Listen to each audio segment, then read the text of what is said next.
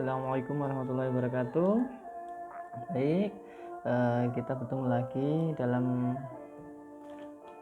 sesi kali ini yang membahas mengenai teknik-teknik yang bisa diterapkan dalam konseling perilaku. Oke, pada pertemuan kali ini, sebagaimana telah dijelaskan pada pertemuan selanjutnya mengenai konseling perilaku, di pertemuan kali ini kita akan langsung membahas mengenai tekniknya seperti apa yang bisa kita terapkan dalam proses konseling perilaku. Nah, teknik pertama yaitu teknik modeling. Baik, sebelumnya saya akan menjelaskan definisi dari teknik modeling dalam buku 40 teknik yang harus diketahui setiap konselor. Oke, teman-teman mahasiswa saya yakin sudah memiliki buku ini. Oke, modeling adalah proses bagaimana individu belajar dari mengamati orang lain. Artinya, saya ulangi lagi sebelumnya. Modeling adalah proses bagaimana individu belajar dari mengamati orang lain. Nah, ini merupakan komponen teori belajar sosial yang dikembangkan oleh Albert Bandura, yaitu tokohnya seperti itu. Jadi modeling merupakan proses bagaimana individu belajar dari mengamati orang lain seperti itu. Nah, modeling juga disebut sebagai imitasi, identifikasi, belajar observasional, dan vicarious learning seperti itu. Jadi modeling juga disebut sebagai imitasi, identifikasi, belajar observasional, dan vicarious learning seperti itu.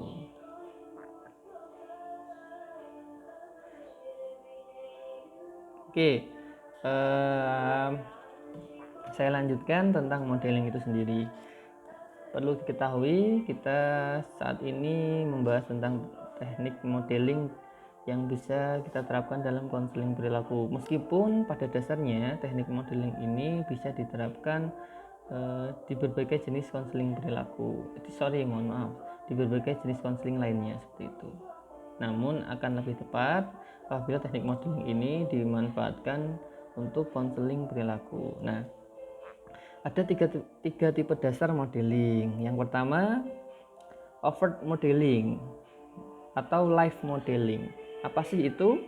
Jadi live modeling terjadi ketika satu orang atau lebih mendemonstrasikan perilaku yang akan dipelajari. Jadi ada satu orang atau lebih mendemonstrasikan perilaku yang akan dipelajari. Yang di sini ada seorang contoh hidup atau live model.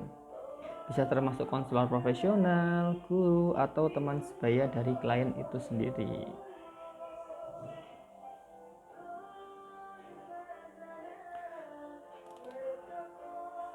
Oke, selanjutnya setelah overt modeling yaitu symbolic modeling. Apa itu symbolic modeling? Jadi symbolic modeling itu adalah melibatkan melalui mengilustrasikan perilaku target melalui rekaman video atau audio. Jadi ada alat bantu di sini yaitu rekaman video atau audio, yang mana nanti diharapkan dari symbolic modeling ini perilaku maladaptif dari klien itu bisa berubah menjadi perilaku yang lebih adaptif seperti itu. Nah, modeling simbolik memungkinkan konselor profesional untuk memiliki kontrol yang lebih besar atas keakuratan demonstrasi perilakunya. Artinya, sudah ada model yang ditunjuk untuk membantu konseli merubah perilakunya seperti itu. Beda dengan yang live modeling. Jadi live modeling itu memang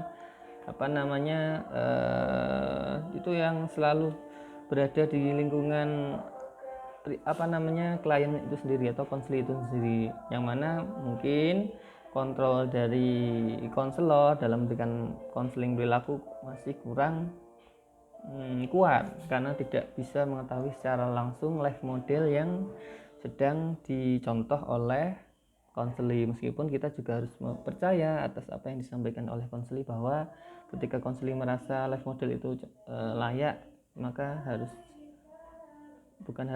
bisa dicontoh seperti itu. Oke, yang pertama ada live modeling atau overt modeling, kemudian yang kedua ada symbolic modeling, maka yang ketiga adalah covert modeling. Covert modeling yaitu mengharuskan klien untuk membayangkan perilaku target yang dilakukan dengan sukses baik oleh dirinya atau orang lain. Jadi klien harus membayangkan perilaku target yang dilakukan dengan sukses baik oleh dirinya atau orang lain. Oke, bedanya di sini bisa difahami? Oke, saya jelaskan.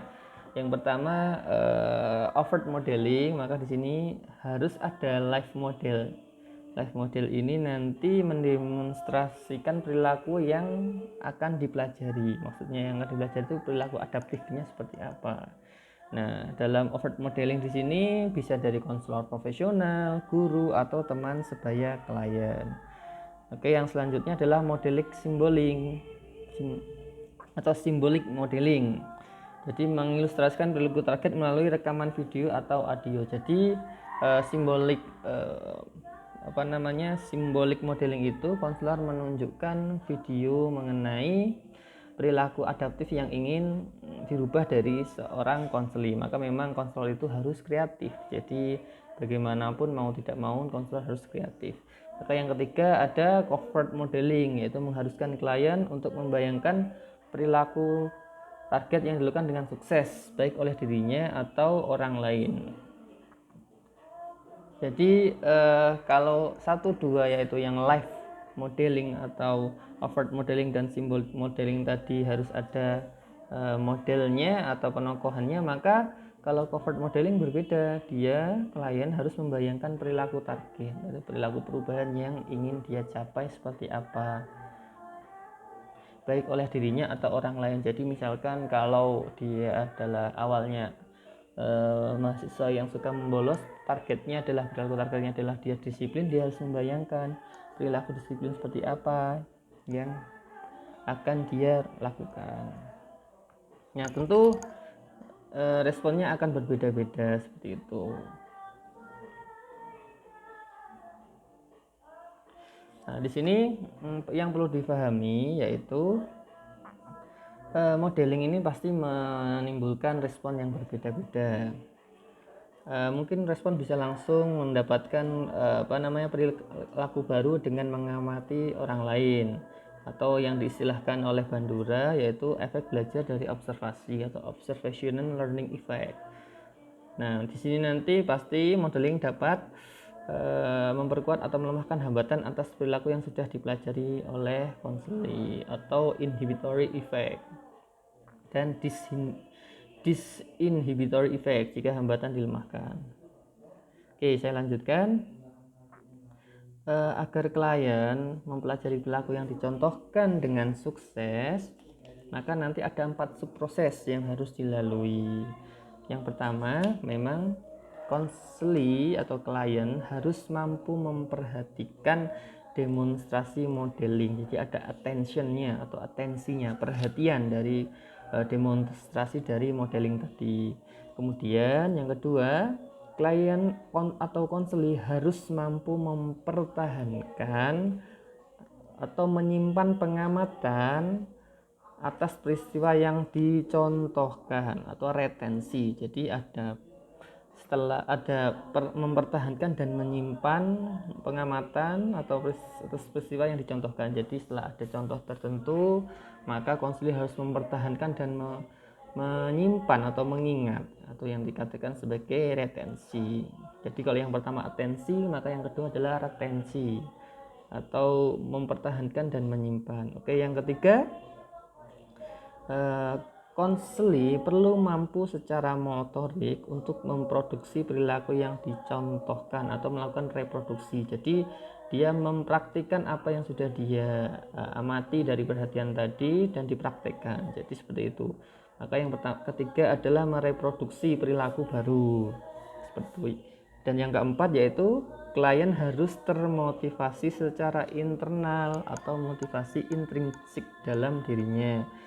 Nah, melalui penguatan eksternal untuk melakukan perilaku target seperti itu. Jadi yang dimaksud keempat ini, klien di sini secara internal harus memiliki motivasi untuk perubahan perilaku target seperti itu. Jadi kalau yang kita sampaikan mengenai membolos, perilaku targetnya adalah disiplin, maka konselor harus memiliki motivasi untuk berperilaku secara disiplin seperti itu. Nah, di sini memang reproduksi dan motivasi diperlukan untuk melakukan perilaku target atau perubahan perilaku dari perilaku yang maladaptif menjadi perilaku yang adaptif. Bagaimana mungkin seseorang yang ingin merubah perilaku tapi dia tidak memiliki motivasi dalam dirinya, atau sebelumnya dia tidak menunjukkan perilaku perubahan atau reproduksi dari perilaku yang sudah diamati tadi. Maka kalau kita simpulkan teknik modeling ini nanti harus melalui 4 tahapan ini nanti. Artinya dengan 4 tahapan ini nanti konselor akan bisa sukses melakukan modeling dalam dirinya. Oke, yang pertama tadi adalah memberikan perhatian, kemudian setelah itu mempertahankan atau menyimpan atas perhatiannya tadi. Yang ketiga adalah mereproduksi atau melakukan perilaku sesuai dengan model perilaku yang sudah dicontohkan, dan yang terakhir adalah memotivasi bahwa perilaku baru itu nanti diharapkan akan memperbaiki perilaku maladaptif sebelumnya. Bisa dipahami oleh semuanya? Oke. Setelah itu yang perlu dipahami juga, keberhasilan ini nanti memang tergantung dari individu itu sendiri. Jadi memang dalam konseling perilaku itu kan kolaboratif antara konselor dan konseli. Di sini harus siap dengan perilaku-perilaku yang akan diajarkan seperti itu untuk merubah perilaku maladaptifnya tadi. Oke. Untuk implementasinya, bagaimana sih teknik modeling? Tentu di sini teknik modeling diimplementasi melalui bagaimana konselor melakukan keterampilan komunikasinya, memberikan lead yang bisa mengarahkan, kemudian bisa memberikan sebuah contoh role model. Misalkan kalau kita tadi pakai istilahnya overt modeling, maka siapa yang sekiranya menjadi model hidupnya. Kalau memang pada waktu itu yang ada konselor, maka konselor yang harus menjadi sebuah model hidup. Kalau memang menggunakan simbolik modeling, maka ketika proses konseling di sini, konselor sudah memiliki sebuah video yang ditunjukkan kepada konseli agar di situ harapannya konseli melakukan imitasi atau meniru perilaku tersebut.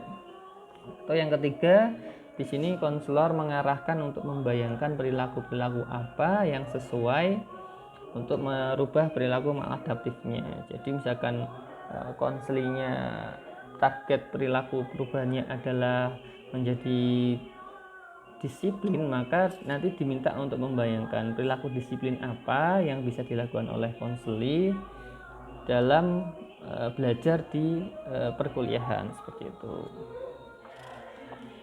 Untuk di sini KDK kalian harus bisa dimunculkan dengan baik, dan saya yakin teman-teman praktisi konselor bisa menerapkan itu.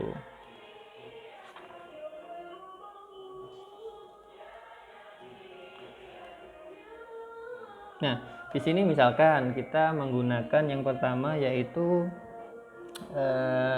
overt modeling atau overt modeling atau live modeling. Maka misalkan tadi yaitu perilaku disiplin. Di sini nanti maka konselor, misalkan model hidupnya adalah konselor, maka konselor akan mempraktikkan perilaku disiplin seperti apa yang bisa ditiru oleh konseli. Jadi di sini konselor akan misalkan dia akan melakukan perilaku pertama. Oke, tadi perilaku targetnya dari konseli yaitu